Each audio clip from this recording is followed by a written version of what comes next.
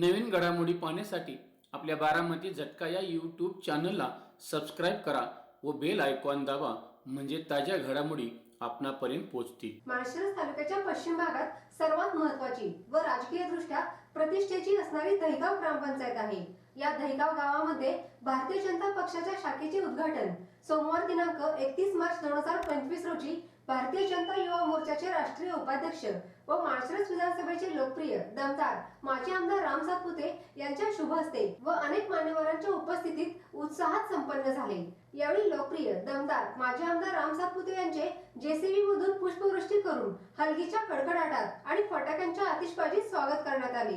यावेळी लोकप्रिय दमदार माजी आमदार राम सातपुते यांची रथातून भव्य मिरवणूक देखील काढण्यात आली।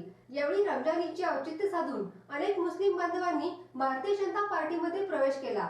यावेळी भारतीय जनता पार्टीच्या अनेक पदाधिकाऱ्यांसह कार्यकर्ते, आमदार प्रेमी व ग्रामस्थ मोठ्या संख्येने उपस्थित होते। यावेळी धर्मपुरी गावचे माजी सरपंच, भारतीय जनता पार्टीचे सोलापूर जिल्हा उपाध्यक्ष बाजीराव पाटकर आपले मनोगत व्यक्त करताना म्हणाले, सर्वांनी दोन्ही हात वरती करावे, स्टेजवरती आणि समोरच्यांनी हाताच्या मुठी घटावळायच्या। भारत माता की जय, भारतीय जनता पार्टीचा जय हो, छत्रपती शिवाजी महाराज की जय, जय भवानी, जय शिवाजी।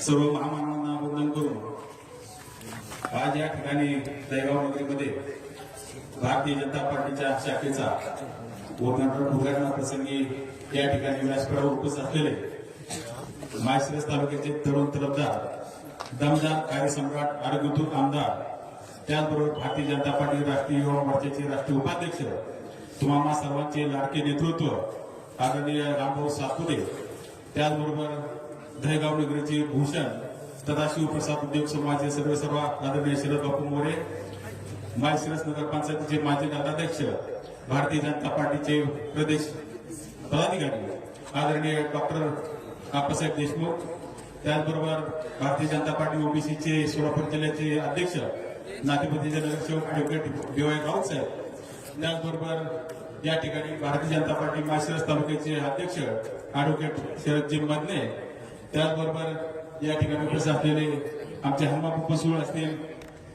बाळासाहेब वावरे असतील, खानपान खर्चे असतील, या ठिकाणी दहिगावचे ज्यांनी आतापर्यंत भारतीय जनता पार्टीचे नेतृत्व केलं असे आमचे बापूराव खिलारे असतील, त्याचबरोबर शेतकरी संघटनेचे नेते फुले असतील, या ठिकाणी व्यासपीठावर उपस्थित असलेले सर्व सन्माननीय सदस्य आणि समोर उपस्थित असलेले भारतीय जनता पार्टीचे सर्व सक्रिय सदस्य मित्रांनो, भारतीय जनता पार्टी ही सर्वसामान्य कार्यकर्त्यांची पार्टी आहे। भारतीय जनता पार्टीमध्ये घराणेशाही चालत नाही, एकाधिकारशाही चालत नाही, कुटुंबशाही चालत नाही।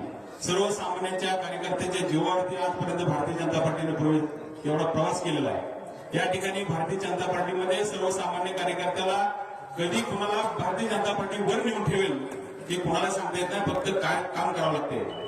आज या ठिकाणी दहिगाव नगरीमध्ये अतिशय उत्स्फूर्तपणे भारतीय जनता पार्टीच्या शाखेचा उद्घाटन समारंभ झाला आहे। या ठिकाणी मला खरोखर पहिल्यांदा अभिनंदन करायचं आहे, कारण गेल्या विधानसभेमध्ये भारतीय जनता पार्टीला या ठिकाणी जवळजवळ 1077 मताचं लीड आहे, हे खरोखर कौतुकास्पद आहे।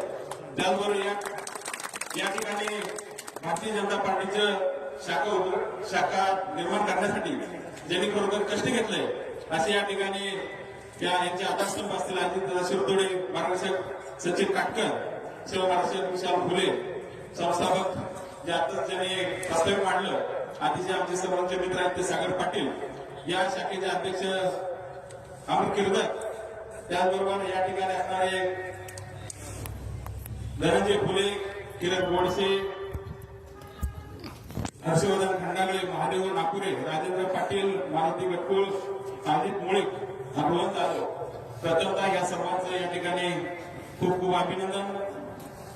तुम्हाला माहित आहे 2019च्या पूर्वी माळशिरस तालुक्याचे आमदार होऊन गेलेले आणि 2019 नंतरही आपण आमदार होते। या ठिकाणी मला सांगावंच वाटतंय की 2019च्या पूर्वी जे आमदारांनी काम केलं असेल ते तुम्हाला मला माहित आहे, परंतु 2019 नंतर जे आमदार रामभाऊ सातपुते यांनी या ठिकाणी काय काम आमदार काय करू शकतो ते तुम्हाला मला सर्वांना दाखवून दिले।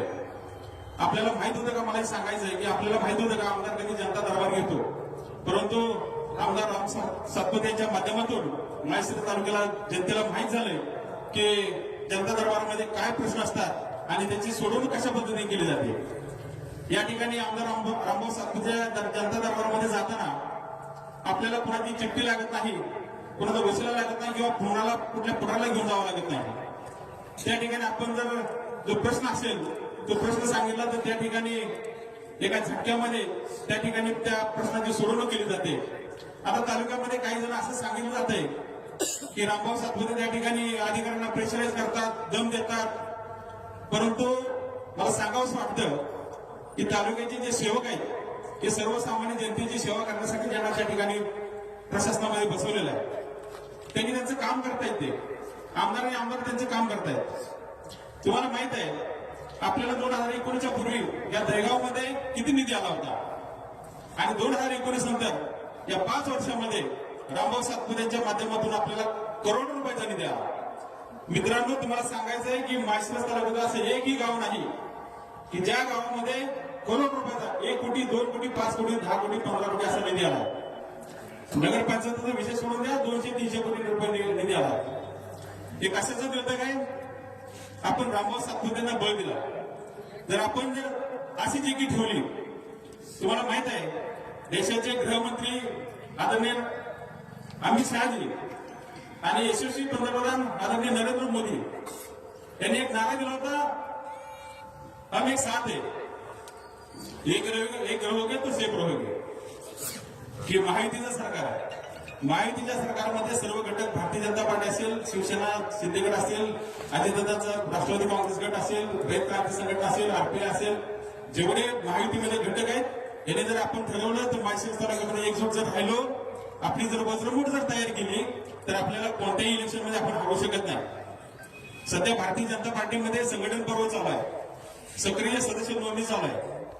तुम्हाला एकच सांगायचंय की अमित शहाने एकच सांगितलंय की मेरा बूथ सबसे मजबूत। ज्या बूथ मध्ये जर आपलं सक्रिय सदस्य असेल, आपलं बूथ जर मजबूत असेल तर कोणतेही इलेक्शन असू द्या आपण हारू शकत नाही। तुम्हाला सांगायचंय या ठिकाणी आपण जसं रामभाऊच्या पाठीमागे आतापर्यंत राहिलोय असंच रामभाऊच्या पाठीमागे इथूनही पुढे कायमस्वरूपी राहायचंय। आणि मी भावना आश्वासित करतो की 100% दहेगाव जिल्हा परिषद गट असेल, पंचायत समिती गट असेल, दोन्ही गणामध्ये या ठिकाणी भारतीय जनता पार्टी आणि माहितीचाच झेंडा या ठिकाणी लागेल एवढे या ठिकाणी मी खात्रीपूर्वक सांगतो आणि सांगतो जय हिंद जय महाराष्ट्र।